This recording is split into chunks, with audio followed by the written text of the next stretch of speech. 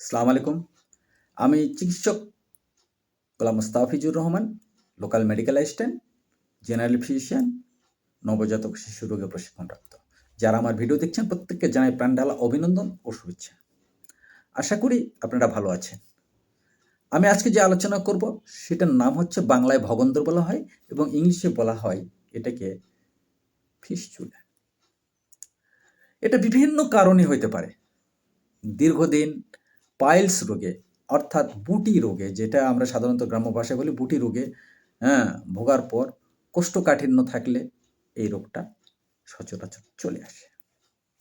আমি কৃমির কারণেও আসে সেটা আমি বিস্তারিত আলোচনা করেছি কৃমি রোগের ভিতরে। সেটা দেখলে আপনারা উপকৃত হবেন। কৃমি কী কী ক্ষতি করে সরাসরি আমি লাইভে করেছি। এটার লক্ষণটা কি?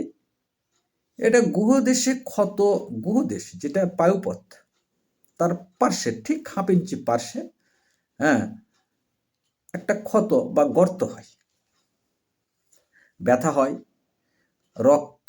রক্তপাত হয়, অনেক সময় নালি ঘা হয়, ওখানে মানে ঘাটাই হয়ে যায়, ওই দিক দিয়ে পুঁজ পড়ে, টাটানি হয়, ক্ষতস্থান অনেক সময় ফুলে ওঠে, মল ত্যাগ করতে পারে না। অনেক দিন যদি এই রোগে ভোগে তাহলে ওটা আস্তে আস্তে পচন ধরে যায়, দুর্গন্ধ হতে পারে।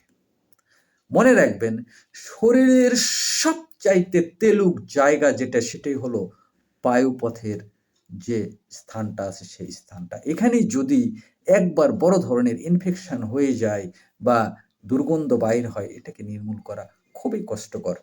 এই জন্য যাদের এই ফিস্চুলা আছে তারা অবশ্যই সবসময় পরিষ্কার পরিচ্ছন্ন রাখবেন। বাথরুমে যাবেন, জল অথবা পানি 2 থেকে 3 বদনা নিয়ে পরিষ্কার করবেন মলদার।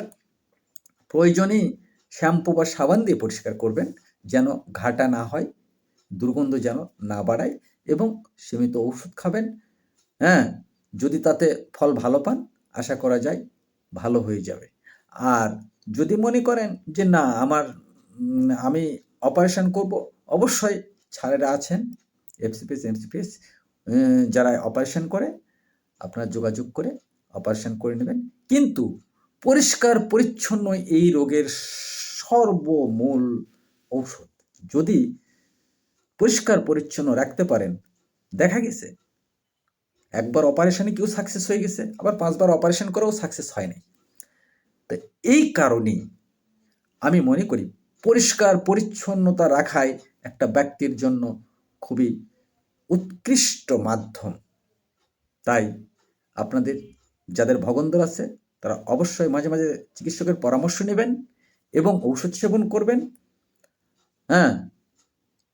তাহলে সুস্থ অবশ্যই থাকবেন। কারণ অবহেলায় কিন্তু একজনের জীবন ধ্বংস হয়ে যায়। কখনোই অবহেলা করবেন না। এই রোগ খুবই গুরুত্বপূর্ণ।